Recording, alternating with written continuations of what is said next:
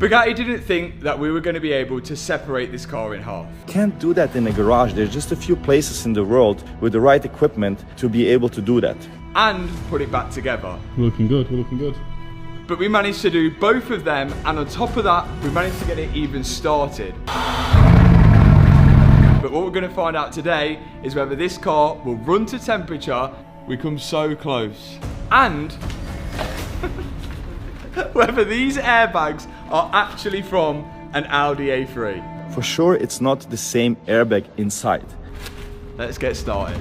So far on the Bugatti, the only thing that we've actually needed to repair is the gearbox bracket. It's weldable.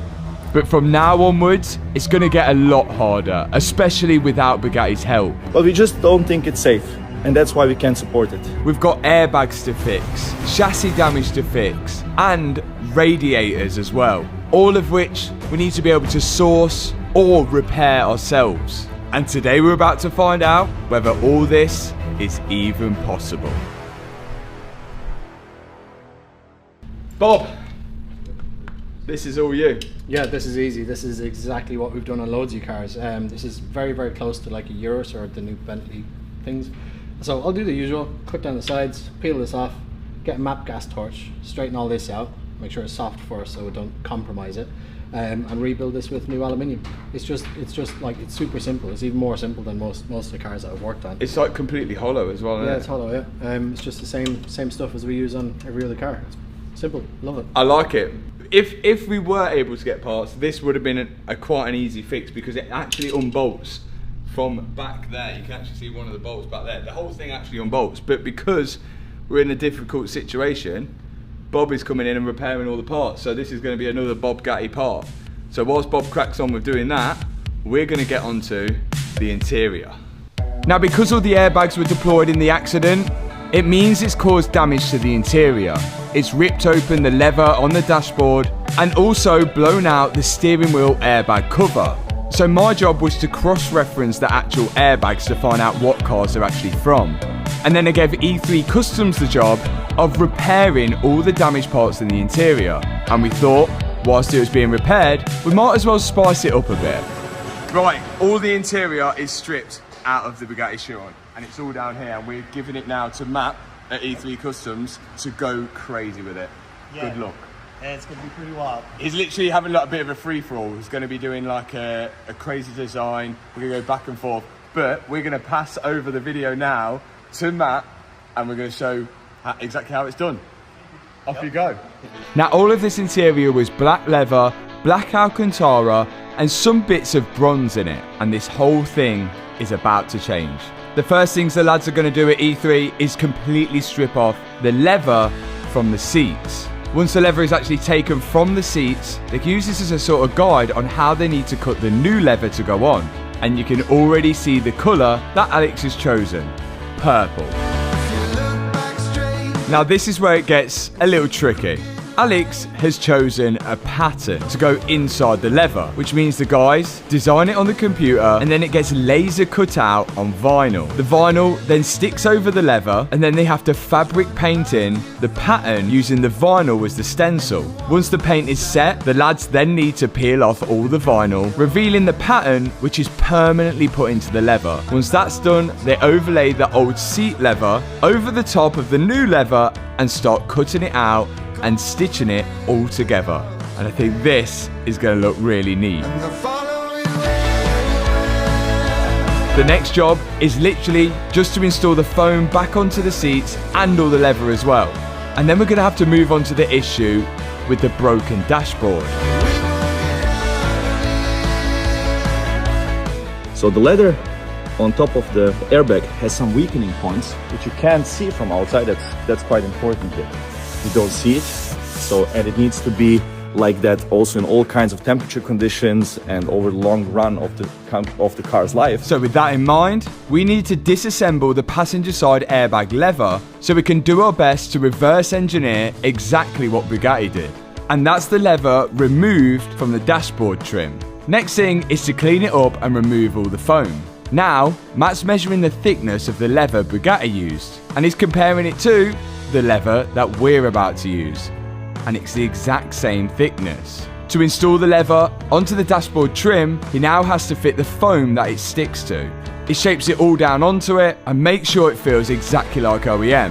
After that, he cuts out a part for where the passenger side airbag should explode from. The leather weakening was done with a knife tool, now we'll do it with a laser. And that's exactly how we're gonna do it. Matt designs the stencil on the computer, and then the laser tool burns out a weakening spot into the lever that's gonna be used on the dashboard. You can see here exactly how it tears apart, exactly at the point where the lever has burnt the stencil out, just like OEM. Matt's now just comparing the shape to make sure it is exactly right, and then we can do it for good. This stencil is etched out into this white leather, but it's virtually invisible. Then it just needs to be glued on, and that is all repaired to the best we could do.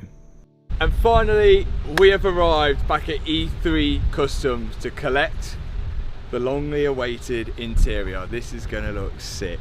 Let's get it. Oh, the steering wheel looks sick. Oh my days. Wow. And here it is, a one-of-a-kind Bugatti Chiron interior. When Alex showed me the design of this, I wasn't too sure. But now that I've seen it in person, this is definitely going to stand out and be so unique. I love it. Oh, look at the airbag. Look at that. I'm glad we went with the purple steering wheel, because like we come in earlier and we were just gonna have black and then purple trim and purple there, but now that looks mega. That looks absolutely sick. What do you think, Tony? Pretty amazing. You like it? Amazing. Would you have that in your car? No. It's like laid out Yeah. like this is one thing, but when you see it in the car, it's a whole nother story. I can't wait to fit this in. Completely repaired. Yep. Like you would never know. And that's the damaged part underneath for the airbag to go into. White seat, purple seat, little flip. I love it. Well, thanks so much, guys. Yeah, no problem. We've got to go get it fitted into the car now.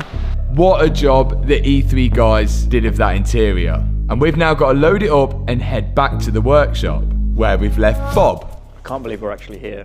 Very cool. The radiators, don't know where they go, and they will be a nightmare to fit because we made them off bent radiators. But this is today's challenge, so I need to get all of this straight. But we do have this to take measurements of. So the first thing that Bob's going to do is cut off the damaged part of the chassis. What he's trying to do here is save the piece right at the end where the actual crash bar bolts onto. By doing this, it's going to make things a lot easier later down the line. Bugatti. Now I have to try and get all this square box out of this, so I have to cut all the welds all the way around there and then kind of dig sideways at them. And usually on the Lamborghinis and the Bentleys, they're welded from the inside too, but this one isn't. So I've only got the welds, half the amount of welds to dig out. So in goes the damaged piece of the chassis into the vise, and then Bob's going to start cutting away at the weld to try and get that flat piece off. And for some reason, I don't think Bob could find the hammer in the workshop. So he's using whatever he can get his hands on. And eventually, he got the damaged part off. Time now to clean up the flat part, because he's going to heat this up pretty hot and he's going to be doing a lot of welding to it as well. So we're working in this body shop that has all the spray painting abilities possible. Like it's got everything, but we don't have any fabrication equipment, so I'm trying to make do with what we have. So you'll see this side is relatively flat across these points. On this side, it's all curled up, so I need to try and get that curl out of it. It's bent on this point and this point, so I need to straighten those to get this piece to come down, if that makes sense. So Bob's now going to heat this up as hot as he can get it to make it easier for him to bend this panel back straight again. Once he's happy with it, he's then going to clean it up even more, do some final touches, and then lay it on a flat bench to make sure this thing is completely flat. Then he lays it up against the other side just to confirm it's flat, and then we can move back onto the chassis leg to start cleaning that up, ready to make Bob's version of the chassis leg. One thing that's key here is that Bob finds the exact grade of aluminium that's used in the original chassis leg. And as he's been doing this type of stuff for years, he managed to find it pretty quick, and now we can start building up the leg. And from what I'm seeing, it looks like he's building it up corner by corner, using parts of the metal to make sure it goes in a nice straight line. Then just to confirm he's done it right, he's going to see if he can slot on the end piece, which does look like it goes on, and then he's going to cut it back down to the original size. So far so good. Okay, so we've tacked top and the bottom. Now we need to make sure that the height is correct out here. So I'm going to get another piece of aluminium. I'm going to put it across the top. I'm going to grind the welds flat, and then I can use the weld almost like a hinge to move this up or down to get it in line with the surface of this bit. Make sure it's absolutely perfect. Okay, 4 corners are complete. Time to build the center of the chassis leg out by sliding in a piece of aluminium into the middle and then welding it from the inside outwards. First, he's going to add tack welds to it before he commits to welding the full thing in place. And then he's building this chassis leg outwards just like a box. Just to confirm that everything's good, back on goes the end piece. First time. First time. And by that smile, we can clearly see things are going well. Time to weld it up for good. Now by looking at it, you can clearly see that it's not going to look exactly like the other side. But when you see later in the video, you'll see that to the naked eye, you would never know that Bob had even touched this car afterwards. Now is lining up the front plate and welding it to the rest of the frame of the car. Bob actually filmed a really in-depth video of doing all this repair. So if you did want to see that, I've popped the link for Bob's channel in the description box below. But for now, it's just sanding off. Some of the welding is just done to make sure the area is flat. Then tapping in some threads for the crash bar bolts to go in. And that is pretty much job done. And we're back with the interior, and Bob has finished repairing the front end. Look at that, straightened out the front. We don't have the front trestle bit like that yet, because we're going to have to figure out a way how we're even going to start on that, so we can't bolt anything to it. But that is sensational work. Everything's back, mirrored on the other side. Lovely stuff. Well done, Bob. What would we do without Bob? We're in a tricky situation at the minute because we've got to bounce between a couple of things. We've covered up the inside because we don't want to get any dirt on the interior, but we do want to put the interior in. We're still waiting on 2 airbags. I think the next step is going to be putting in that interior before we get onto the radiator situation, which we're going to have to explain how we even fix them, because we do have leftover radiator and aircon rad, which I believe was this on this side. We're going to have to mirror that on the other side. There was also radiators in the middle, but before we start doing all of this and tackling that, I think it's time to start checking out this interior and see how it's going to look inside the car. Stop. Let's do it. I've been excited to put this interior in from the moment I actually took it out. And it feels so we can 3D scan it to make a replacement. And the way the new one goes in, it just glues into place, which means we don't have to disturb the interior afterwards. Now let's get this interior in. Starting off with the roof lining. Then down into the center section. Okay, before we continue, I think the next thing I'm going to put in are the seat belts.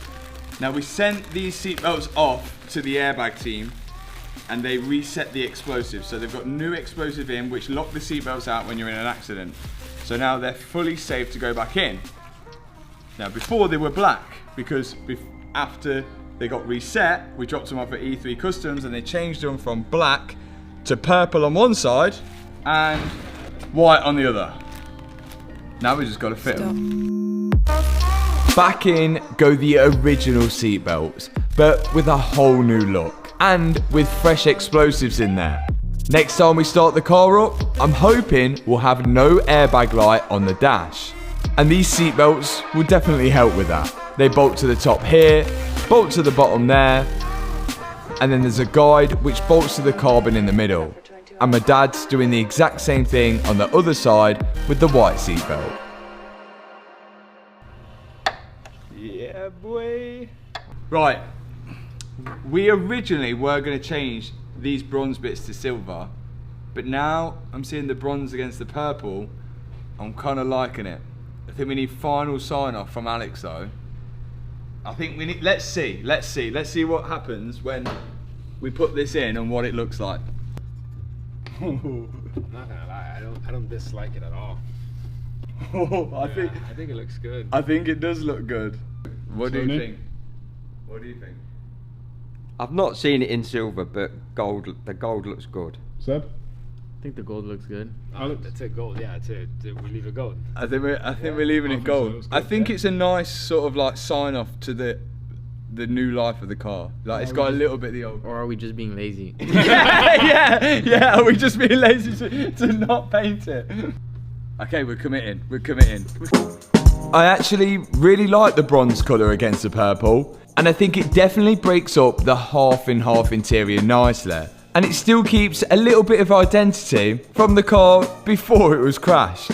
And all that's left to do now is to clip in the LED which goes in between that bronze piece. Then we can fit the centre console, which instead of being Alcantara, it's leather with white stitching.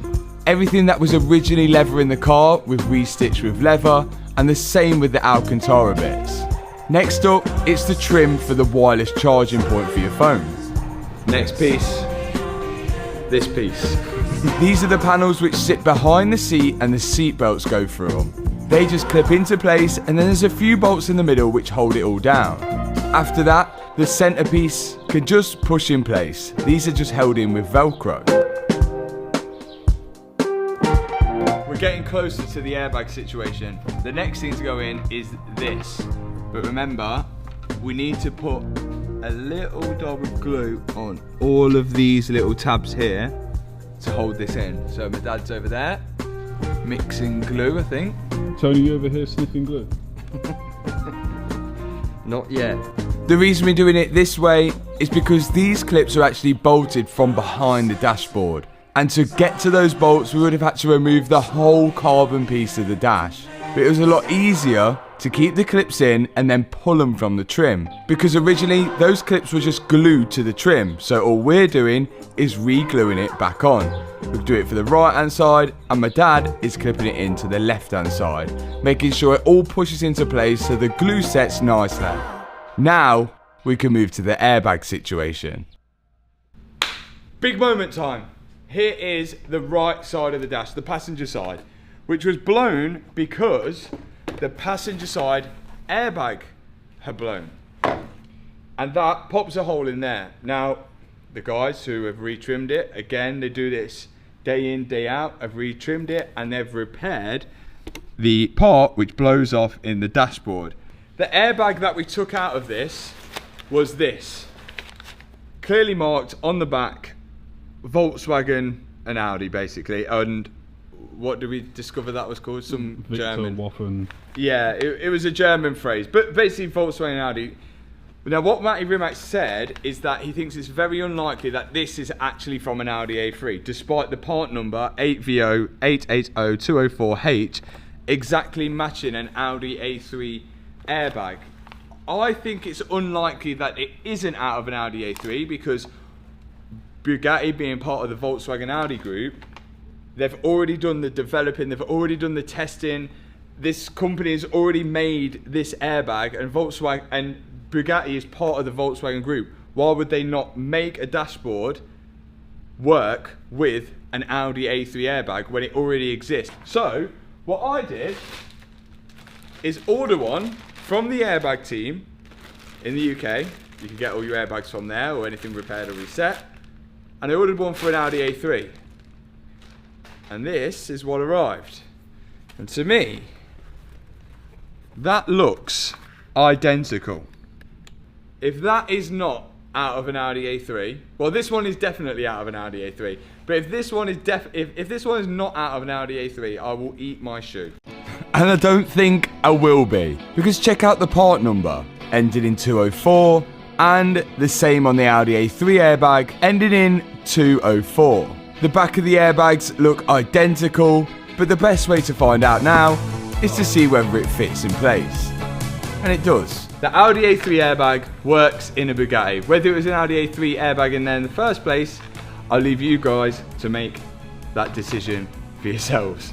Now, let's fit this in the car. The way this dashboard is designed is actually made it a lot easier for us to fit the passenger side airbag, because this leather piece can just pull out away from the carbon part of the new Audi A3 airbag. After that, I'm going to fit the driver's side. That again just pushes into place, and then the instrument cluster will bolt to that, and then the hood which goes over the instrument cluster needs to be fitted to that as well. And then there's a few more clips to put in to hide all the bolts. And the interior is coming together nicely now.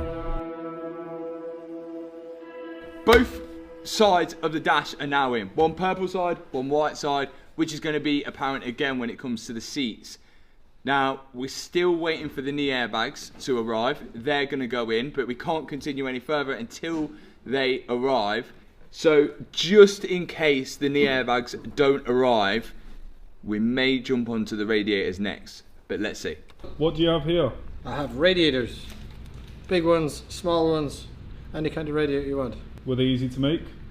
They're time consuming because I don't make a lot of radiators, but I got them done in the end. And but I do think they won't fit.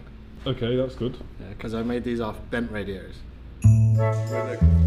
A while ago, we took the radiators off the Bugatti and brought them to the machine shop for Bob to look at to see if he can replicate them, and these were pretty bad. On some parts, there wasn't much left of them, but to repair these, we had to think outside the box. Bob took them to a place which sells the radiator cores. These are from a Bugatti Chiron. Alright, yeah, so you're all aware of it. And then he had to find a radiator core which matched the Bugatti radiator cores.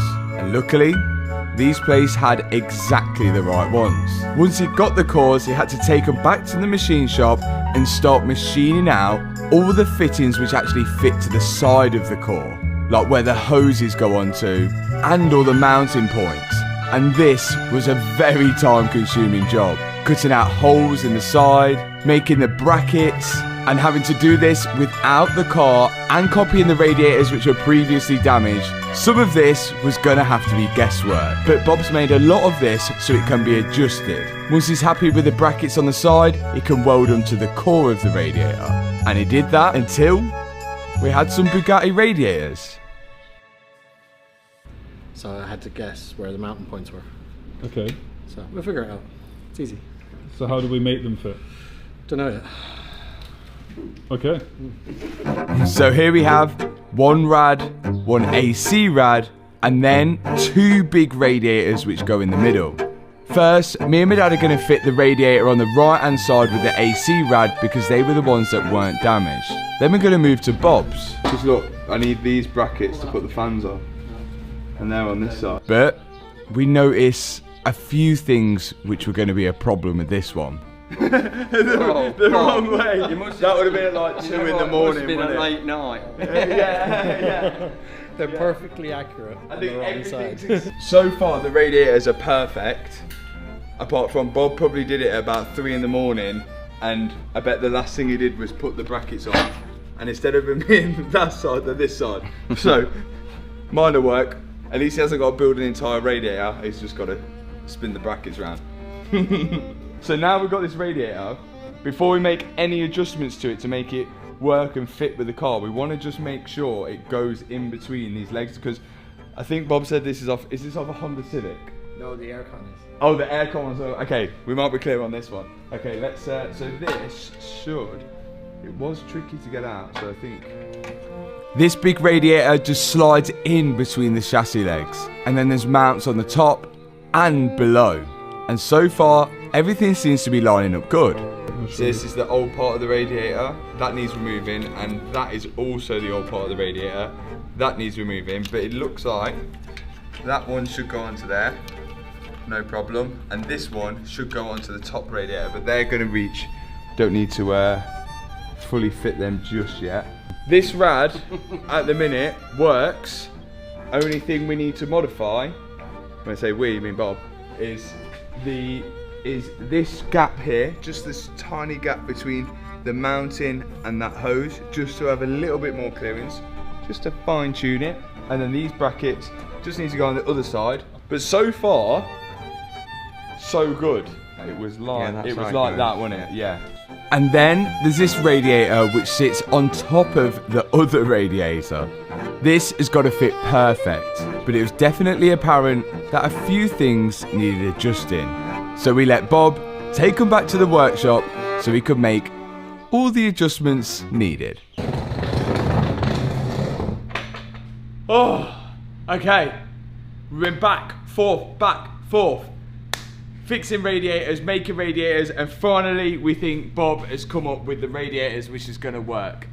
And whilst we've been going back and forth, the guys at Black Horse Automotive have prepped Bob's leg that we did earlier. So look, it's all sanded down, all the welds are sanded down, and that looks literally as it should from factory. And what we're about to do now is put a layer of paint over it before we start fitting the new radiators and then test if this car will run to temperature. We've still got the interior to put in. I don't know where we're going to start yet, but the next thing to do is just finish off painting this and then we can remove all the masking. But that is looking mint.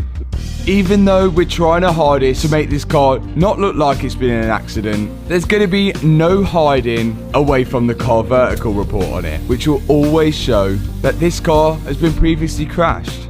And also, if your car was in an accident, then it might show up on the car vertical check with the photos of when it was auctioned off at the car crash auction site, which is really helpful to know. Next step, clear coat, let's go. So even when we do get this Chiron back on the road and hopefully looking better than original, all that people will have to do is put the VIN into car vertical and they can see the full history of the car. And they can see exactly when it got its salvage title. All of the airbags have arrived now for the interior, so we're going to continue putting the interior in. We've got the passenger side airbag in already. The knee airbags have arrived. We've got a fight on putting them in, and I'll show you how we got around the knee airbag situation. So if you remember, when we removed the knee airbags from the Chiron, I put in the part number, but removing the Bugatti part of it at the start, which was 5B4, which then cross-referenced to an Audi A3 knee airbag, which looked almost identical. But the only issue I could see with this is that the mounting points on the back were different. But I was contacted by the airbag team back at home who usually resets their airbags, and they said they can simply just reset the original knee airbag. So this has literally just been repaired, a new explosive has been put in, and that is back to original. Let's get these in. So now we have the peace of mind that these are the original airbags, genuine Bugatti ones. Just been reset and ready to go back on. All we've got to do now is fit them back to where they should be. Boom. Airbag in the glove box. Right, in we go. Now building all of these parts, which is just great to see. And it's not like we're trying to hide the fact that this car's ever been in an accident. Everyone knows. But what you don't want to be doing is buying a car which you didn't know was in an accident. And that is why you use car vertical first. Starting to look pretty good. And remember to check your car out on car vertical. You can do with the link in the description box below. And make sure you're using my discount code to save some money on that check. We've still got a few more bits on the interior to put in. And we've got a battle with the steering wheel airbag as well. Let's keep going. Now these bits were actually missing for some reason. The knee pads, which are like going to the side there, they were missing when the car come back from Copart. Don't know why they'd be missing. So E3 Customs had to actually make one, and they made it out of literally some plastic and a bit of trim, and it looks pretty cool. And I think that should hopefully just slide in. There we go. Yeah, and we got a white one for the other side. And my dad is now putting in the trim on the right hand side. All of this just clips in like any normal Audi or Volkswagen car. Then the gear stick, which has got the Alcantara purple trim on. That again just clips into place. After that, I can start assembling up the steering column, so eventually I can put the steering wheel on. There's carbon cowling, which bolts to the steering column, and the adjuster needs to go in underneath. And then it's about time for the steering wheel. Here is the bad boy steering wheel. Right, this slots onto here. It's pretty vital that I make sure I line it up in a straight line. Oh, this is looking mega. And then I can put the bolt in and tighten that up to the steering column. Talk to spec. And now it's really coming together. Welcome to my workshop. Top. This is what we found out. This is the new airbag cover, which was of course explode. That looks brand new. Actually, it's been repaired. And repaired in the same way that if it were to explode again, hopefully not, touch wood, then it would explode in the same matter. Now, what we did is, because we had to repair this, we had to open up the airbag cover, and then inside we found this, the actual airbag, which needs replacing. And then we checked on here for a part number, and that part number, the only thing we could see it correlate to was the same part number, which was here, 1050652. And that is the same on here, 1050652. We're just assuming now, I've never done this before, but I'm assuming that we can just remove this and put it into there. As I'm pretty sure these explosive parts are identical. From the back, they certainly look like it. So what I'm doing now is unbolting it from the Aston Martin airbag, and then we're going to transfer it over onto the Bugatti airbag. I'm pulling the cover off here, so then I can pull the actual airbag out of the Aston Martin one. And then we're going to make sure that fits inside the Bugatti trim, which it does with a bit of a squeeze. Got in. Nice. Once that's in, we could then put the metal cover back over the airbag trim and then push back in the explosive and bolt it to the rear trim of it. And that went easier than I thought. Okay, that goes in there. Blue, that goes in there. The interior, I'm really happy with the steering wheel. That is looking the daddy. That is sick. The next thing we need to fit are the seats. Here it is, the grand finale of the interior. The seats. One purple and white, one white and one purple. Alex's choice. I never would have chose that, but then when I've seen it, I think it looks sick. Looks rad, right? There's one thing. There's no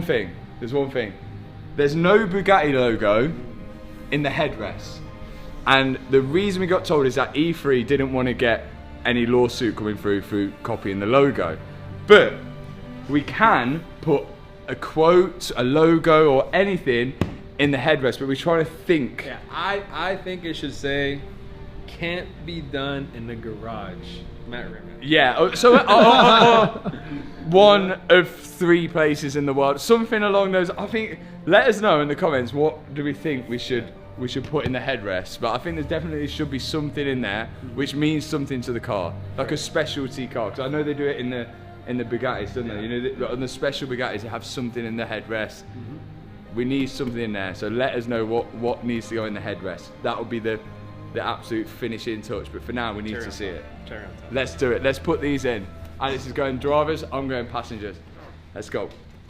The finishing touches now to the interior. Just the 2 seats to go in, the electrical connections clip in underneath the seat, then we can bolt it in from the top. Okay, at the minute we don't have the battery connected, so I can't get the rest of the bolts into up and down the seat, so that's in for now. It does look sick. It does look crazy. Let me put the other one in and we'll get the full effect. Then, in with the passenger seat. You may notice we haven't put the door trims on or the A-pillar trims at the minute either. And there's a reason for that. The car's actually going to be painted and the door trims will need to be removed to paint some of the inside of the door. It takes nearly 40 litres of coolant. That's a hell of a lot of coolant. There's 10 radiators on this car, 2 at the front, 2 on the side, 2 on the side there. There's like another 2 on the side there. There's like another 2 on the side there. There's a hell of a lot of radiators, a hell of a lot of water pumps as well, pumping the water around. So it is vital that all the radiators are actually sealing and not leaking. Let's hope these work the second time round. Let's do it. Bob has made his final adjustments to the radiators. Here's the big radiator which sits in the middle, and here's the other one which goes over the top of it. First job to do is bolt them both together. Easy enough done. Then, once that's done, we can start to lift them into the mounting points between the two chassis legs. And 2 bolts hold it in from the top.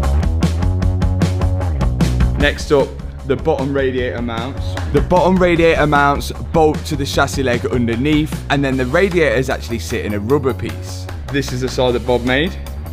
Bob has replicated one of the mounts on the other side because it was cracked. But that bolts up and the radiator sits in the rubber, and there's just one final bolt to put in.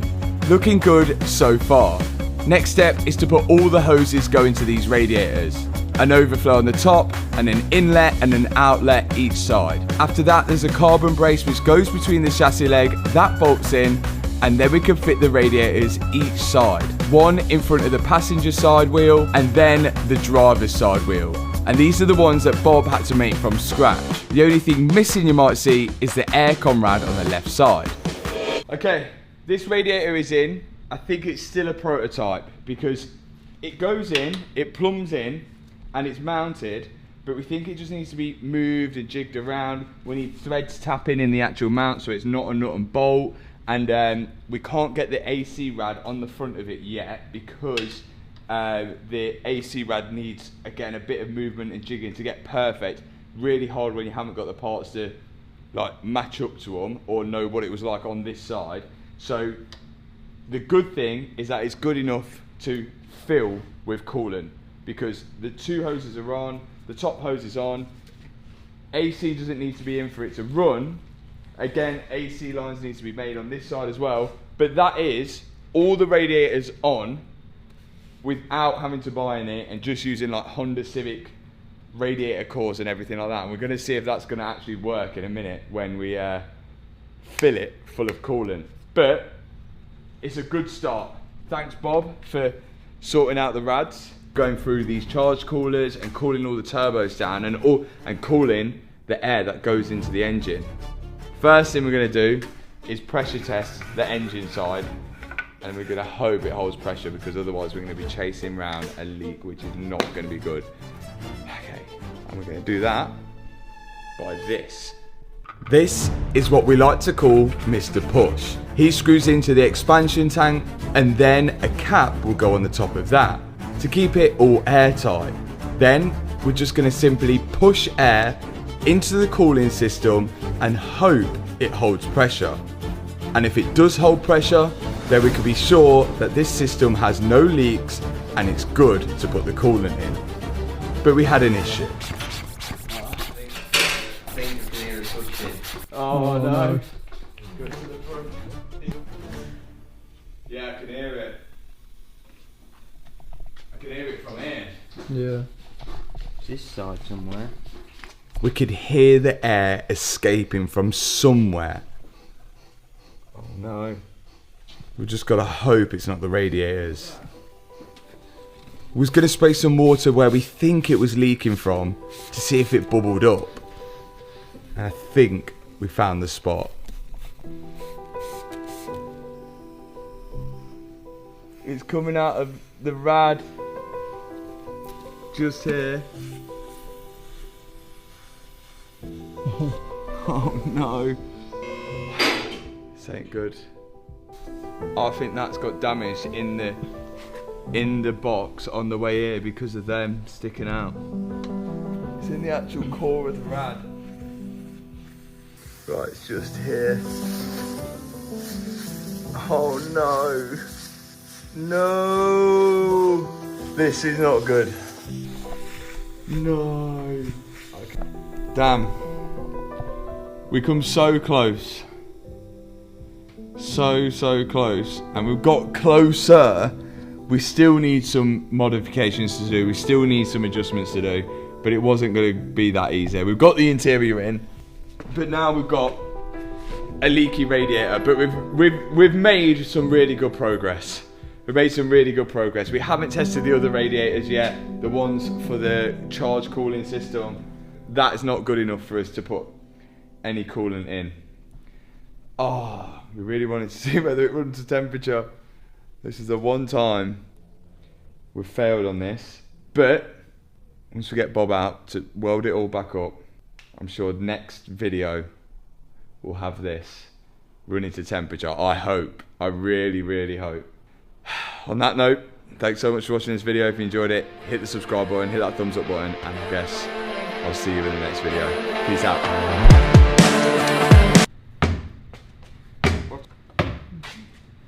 This is definitely how Bugatti do it. 100%. Like a drug that I just can't deny.